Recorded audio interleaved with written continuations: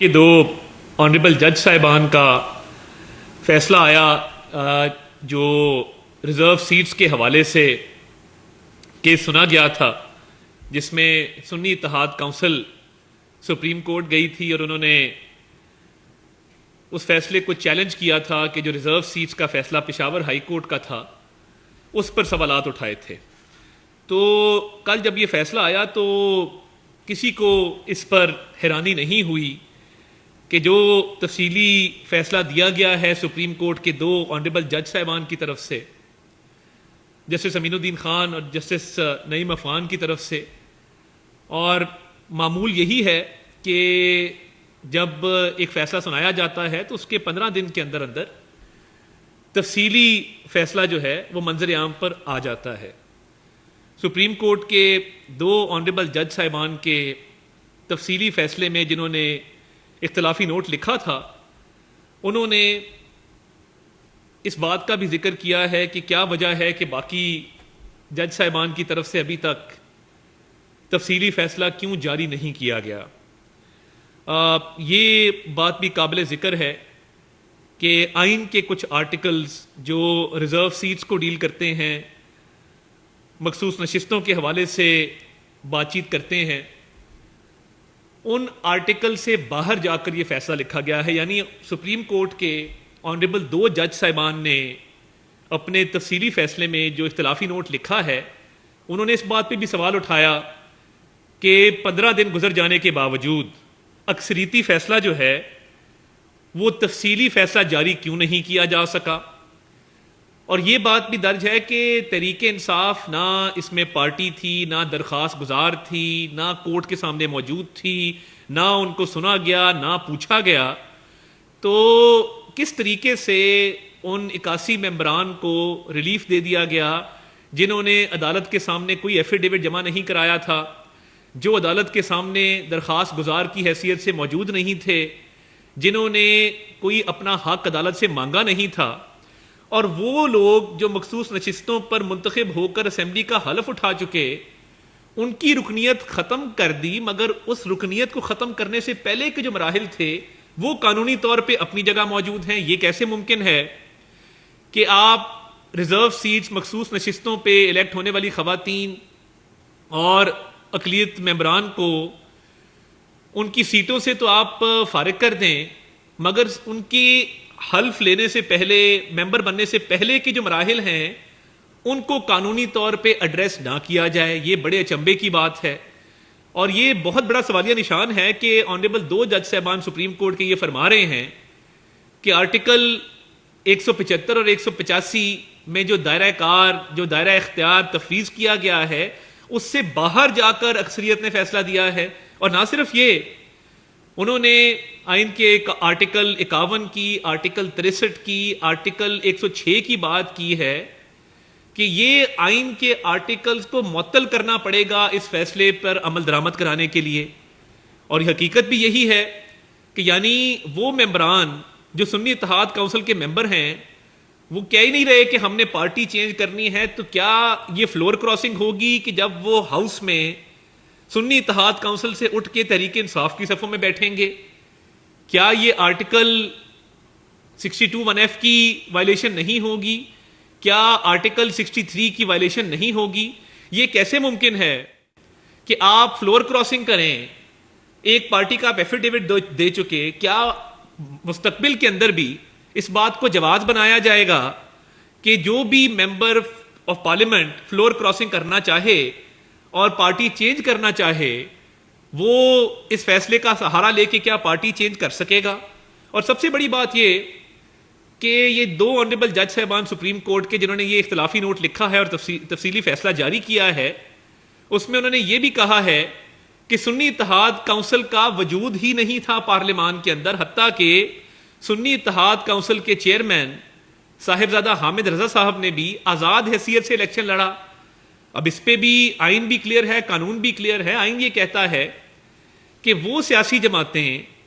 جو پارلیمان میں موجود ہیں ان کو متناسب نمائندگی کے فارمولے کے تحت مخصوص نشستیں دی جائیں گی۔ اور کیا اگلا سوال یہ ہے کہ کیا سنی اتحاد کونسل کا وجود پارلیمان میں موجود تھا یا نہیں تھا؟ اس کا جواب ہے کہ سنی اتحاد کونسل کا پارلیمان میں وجود نہیں تھا، کیونکہ ان کے چیئرمین نے بھی آزاد حیثیت سے الیکشن لڑا۔ جب ان کا چیئرمین آزاد حیثیت سے الیکشن لڑ رہا ہے تو یہ تو غلطی ان تحریک انصاف کے سابقہ ممبرز کی تھی کہ جنہوں نے وہ جماعت جوائن کرنا مناسب سمجھا جس کا پارلیمان میں وجود نہیں تھا۔ وہ چاہتے تو وہ MWM کو جوائن کر جاتے جس کا وجود موجود تھا۔ انہوں نے ایک ایسی سیاسی جماعت کا انتخاب کیا جس کو جوائن کر کے آئین اور قانون کے مطابق ان کو مخصوص نشستیں نہیں مل سکتی تھیں۔ سنی اتحاد کونسل کے اپنے آئین میں یہ لکھا ہے کہ کوئی بھی اقلیت کا ممبر ان کی پارٹی جوائن نہیں کر سکتا، ان کو اقلیت کی سیٹیں بھی نہیں مل سکتی تھیں۔ تو قانون اور آئین کی روشنی میں یہ جو دو آنریبل جج صاحبان نے اختلافی نوٹ لکھا ہے اور تفصیلی فیصلہ جاری کیا ہے، اس نے اکثریت کے فیصلے کے اوپر بہت بڑا سوالیہ نشان لگا دیا ہے کہ آئین کی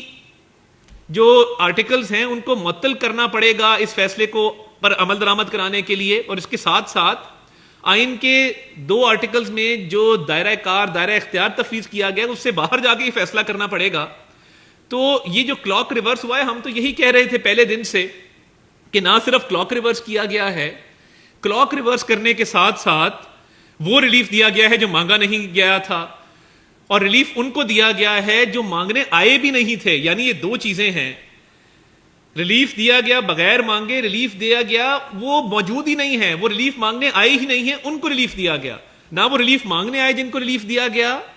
نہ وہ ریلیف مانگا گیا جو ریلیف دیا گیا۔ اب یہ آئین اور قانون کے اندر یہ چیزیں بڑی واضح طور پہ درج ہیں، اور یہ اتنے آئین کے آرٹیکلز کو وائلیٹ کر کے قانون کی ایک تاثر یہی ملتا ہے، قانونی ماہرین نے بھی اس پہ روشنی ڈالی کہ اتنے آئین کے آرٹیکلز کو وائلیٹ کرنے کے بعد، قانون کو جو ہے وہ الیکشن ایکٹ 2017 کو وائلیٹ کرنے کے بعد پھر یہ ممکن ہے کہ یہ ریلیف دیا جا سکے ایک ایسی پارٹی کو جو عدالت کے سامنے نہیں ہے، جس نے عدالت کے سامنے کوئی درخواست نہیں دی، کوئی استدعا نہیں رکھی، اور کسی نے اس اقدام کو چیلنج نہیں کیا کہ یہ سنی اتحاد کونسل میں گئے تھے۔ یا تو اس اقدام کو چیلنج کیا جاتا کسی کی طرف سے کہ جی ہم سنی اتحاد کونسل میں گئے ہیں، اور کوئی اس کو چیلنج کرتا کہ جی سنی اتحاد کونسل میں نہیں جا سکتے تھے، تب تو ان کو تحریک انصاف کا ممبر تصور کیا جاتا، بالکل تصور کیا جاتا۔ اس کے ساتھ ساتھ وہ مخصوص نشستوں پہ جو منتخب ہو گئے تھے لوگ، ان کی جو حق تلفی ہوئی ہے ان کو بھی نہیں سنا گیا، نہ ان کو بلایا گیا، اور وہ تمام ممبران جو ہیں ان کا پورا پروسیس ہے، ایک شیڈول کے تحت وہ لسٹیں گئی ہیں الیکشن کمیشن میں، ان لسٹوں کی بنیاد پر ان کی شارٹ لسٹنگ ہوئی ہے، اسکروٹنی ہوئی ہے، اس جانچ پڑتال کے بعد ان کا نوٹیفیکیشن ہوا ہے، نوٹیفیکیشن ہونے کے بعد انہوں نے اسمبلی کے ممبر کے طور پہ حلف اٹھایا ہے، تو ان کی رکنیت تو ختم کر دی گئی مگر وہ باقی سٹیپس کو ایڈریس نہیں کیا گیا۔ تو یہ بالکل سمجھ سے باہر ہے۔ اور دیکھیے یہ جو آنریبل جج صاحبان نے کہا ہے کہ 15 دن گزر جانے کے باوجود اکثریتی جو فیصلہ تھا وہ کیوں جاری نہیں کیا جا رہا، اس کا تفصیلی فیصلہ، یہ بہت بڑا سوالیہ نشان ہے۔ اور ہم نے جب ریویو فائل کیا ہم یہ سمجھتے تھے کہ ریویو کو بھی سماعت کے لیے مقرر کیا جائے، اور ریویو ہم نے بھی دائر کیا، مسلم لیگ نون نے، پیپلز پارٹی نے دائر کیا، اور ابھی تک ریویو دائر کرنے کے باوجود اس کو سماعت کے لیے مقرر نہیں کیا گیا۔ اور یہ بھی تاثر ملتا ہے کہ دیکھیے چھٹیاں دنیا میں کسی بھی کانسٹیٹیوشنل فریم ورک کے اندر کسی ادارے کی چھٹیاں نہیں ہوتی، تو یہ چھٹیوں کا بھی ایک معاملہ سامنے آ رہا ہے۔ اور میں یہ سمجھتا ہوں کہ جو آئینی اور قانونی نکات اٹھائے گئے ہیں آنریبل جج صاحبان کی طرف سے، ان کا ایڈریس ہونا انتہائی ضروری ہے۔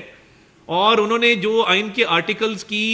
کو معطل کرنے کے حوالے سے بات کی ہے کہ معطل کر کے عمل درآمد ہوگا، یہ بہت بڑا لیگل فریم ورک کے اوپر ایک بہت بڑا سوالیہ نشان ہے۔ تو یہ مخصوص نشستوں کے حوالے سے اس پارٹی کو جس کا وجود نہیں تھا، یہ دو پارٹیاں ہیں، سنی اتحاد کونسل کا الیکشن میں وجود نہیں ہے، پارلیمان میں وجود نہیں ہے، اس کے باوجود جو ہے وہ کلیمنٹ تھے مخصوص نشستوں کے، اور تحریک انصاف تو سرے سے موجود نہیں تھی، نہ عدالت میں نہ کہیں اور۔ تو کیا اسی درخواست کے تحت اتنا بڑا ریلیف بن مانگے بن آئے دیا جانا چاہیے تھا؟ اس کا جواب ابھی آنا باقی ہے، اور میں سمجھتا ہوں کہ یہ بڑے سنجیدہ قانونی نکات اٹھائے گئے ہیں جن کا جواب بھی ملنا ضروری ہے اور تفصیلی فیصلے کا بھی آنا ضروری ہے، ورنہ یہ جس طریقے سے یہ ایک تاثر ملا ہے ون سائیڈڈ ریلیف کا، اس سے پورے ملک میں آئین کو، قانون کو دھچکا لگے گا، اور لا کی امپلیمنٹیشن، رول آف لا، قانون کی حکمرانی کے لیے یہ بہت بڑا سیٹ بیک ہوگا۔ اور فلور کراسنگ لیگلائز ہو جائے گی, آرٹیکل 62 63 جو ہے وہ معطل ہو جائے گا. تو یہ کس طریقے سے اس کو کیا جائے. اور دیکھیے ماضی میں بھی جب آرٹیکل 63A کی انٹرپریٹیشن کی گئی اس وقت یہ کہا گیا کہ ووٹ ڈلے گا, ووٹ ڈالا جائے گا, وہ کاؤنٹ نہیں ہوگا, رکنیت بھی ختم ہوگی. اب یہ کہا جا رہا ہے کہ آپ پارٹی بھی چینج کر لیں اور اس پارٹی میں چلے جائیں جس کا وجود ہی نہیں تھا, اور اس پارٹی سے اس پارٹی میں چلے جائیں کہ جو الیکشن میں موجود نہیں تھی. تو قانونی اور آئینی طور پہ سکم ابہام موجود ہے, لوپ ہولز موجود ہیں, اور یہ سپریم کورٹ کے آنریبل 2 جج صاحبان نے جو تفصیلی فیصلہ جاری کیا ہے, اس پہ میں سمجھتا ہوں کہ انہوں نے بہت ہی ویلڈ جو کنسرن شو کیے ہیں, بڑے ویلڈ نکات اٹھائے ہیں, جس کا جواب آنا جو ہے وہ بہت ضروری ہو.